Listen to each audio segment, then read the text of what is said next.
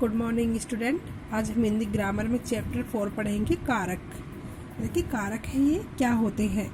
ये कारक वो होते हैं जो संज्ञा और सर्वनाम के जिस रूप से वाक्य में प्रयुक्त अन्य शब्दों के साथ उनका संबंध होता है, यानी संज्ञा और सर्वनाम का जो रूप होता है, जो वाक्य होता है, उस वाक्य के साथ उनका संबंध होता है और उसी संबंध को कारक कहते हैं। कारक की परिभाषा: संज्ञा या सर्वनाम के जिस रूप से वाक्य में प्रयुक्त अन्य शब्दों के साथ उनका संबंध ज्ञात होता है उन्हें कारक कहते हैं। यानी संज्ञा या सर्वनाम के साथ ऐसे शब्द होते हैं जो संज्ञा और सर्वनाम के साथ उनका संबंध होता है तो उन्हें कारक कहते हैं।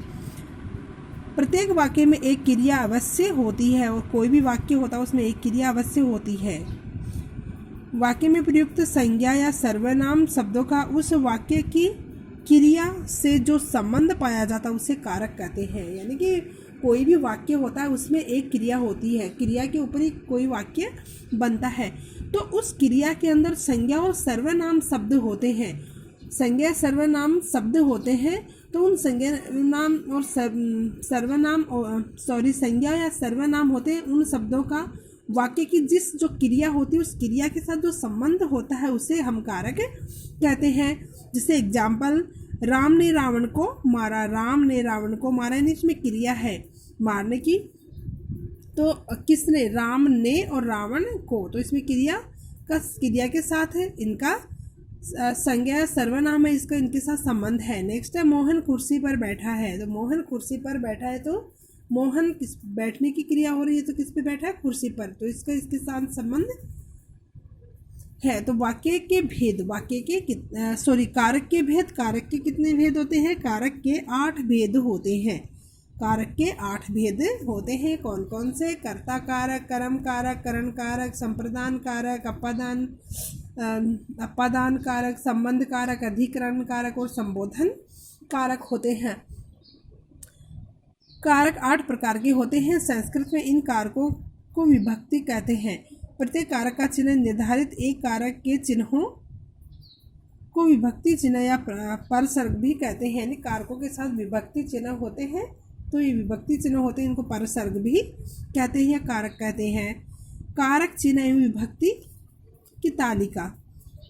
तो कारक है, चिन्ह है, विभक्ति, यानी ये संस्कृत में होते हैं। प्रथमा, द्वितीय, तृतीय, चतुर्थी, पंचमी, षष्ठी, सप्तमी, संबोधन, ये सब संस्कृत में होती हैं विभक्तियाँ। हिंदी में तो यही होते हैं, कारक और चिन्ह होते हैं हिंदी में।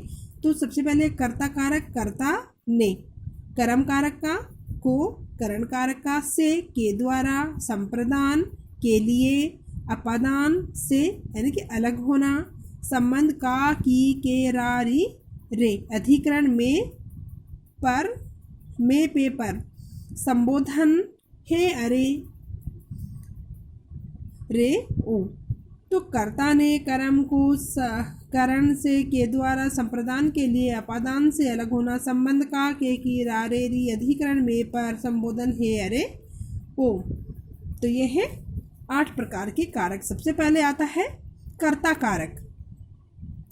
कर्ता कारक संज्ञा या सर्वनाम के जिस रूप से क्रिया के करने वाले का बोध होता है उसे कर्ता कारक कहते हैं।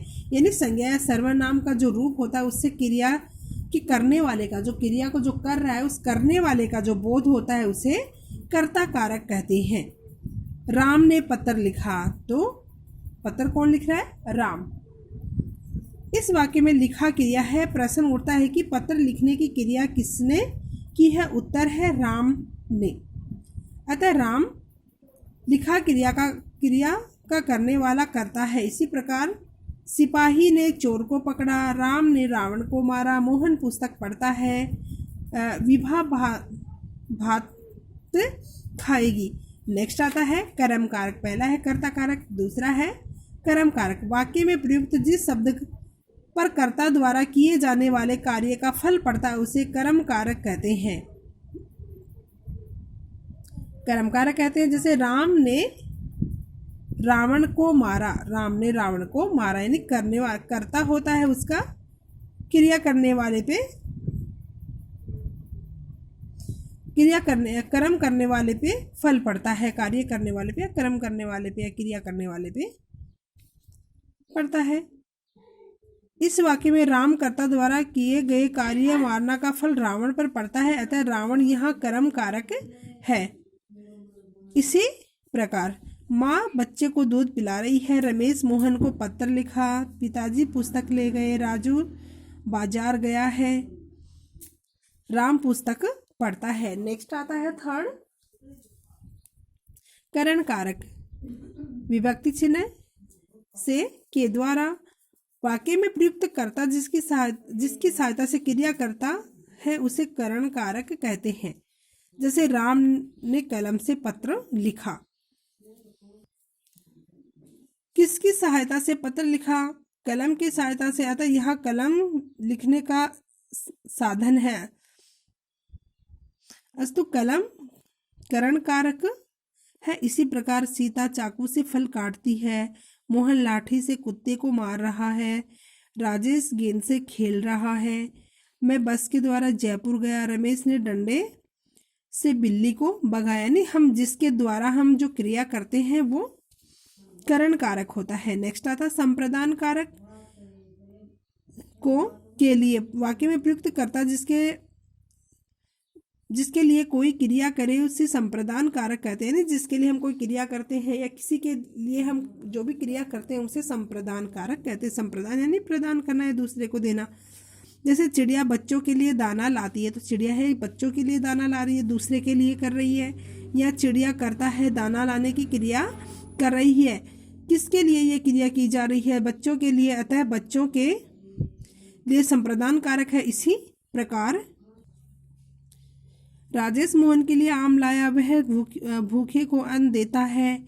सीता रेणु के लिए चाय लाई, चिड़िया बच्चे के लिए घोंसला बनाती है, रमेश खिलाड़ी के लिए पानी लाया। तो ये दूसरे के लिए जो क्रिया हो रही है संप्रदान कारक। नेक्स्ट आता है अपादान कारक। चिन्ह से अलग होना, जिससे किसी वस्तु का अलग होना ज्ञात हो उसे अपादान कारक कहते हैं। जैसे राम पेड़ से गिर पड़ा, यहाँ राम गिर पड़ा, कहाँ से गिर पड़ा? पेड़ से, अतः पेड़ से अपादान का कारण कारक है। इसी प्रकार पेड़ से पत्ते गिर रहे हैं, छात्र विद्यालय चले गए, राजू बस से कूद पड़ा, सीता गीता से लंबी है, चिड़िया पिंजरे से उड़ गई। नेक्स्ट आता है संबंध कारक। संज्ञा या सर्वनाम के उस रूप को जिसके लिए वस्तु के साथ संबंध का बोध होता है संबंध कारक कहते हैं। जैसे राम का भाई आ रहा है, संबंध कारक यानी कि दो के बीच में जो संबंध बताया गया है तो वो संबंध कारक होता है। का, के, की, रा, रे, री। यहाँ आने वाले व्यक्ति का संबंध राम से प्रकट हो रहा था, यहाँ संबंध कारक है, यानी कि दो के बीच में संबंध बताया जा रहा है। यह तुम्हारा घर है, ये पुस्तक मोहन की है, ये फल तुम्हारे हैं, जयपुर के बाजारों में भीड़ रहती है, मोहन की बहन आ रही है। नेक्स्ट आता है अधिकरण कारक में पर विभक्ति चिन्ह। जिन शब्दों से क्रिया के आधार का बोध होता है वे अधिकरण कारक कहलाते हैं। माँ कुर्सी पर बैठी है, बच्चा पालने में झूल रहा है, माँ कहाँ बैठी है? कुर्सी पर है, यहाँ कुर्सी बैठने की क्रिया का आधार है। इसी प्रकार दूसरे वाक्य में बच्चा कहाँ झूल रहा है?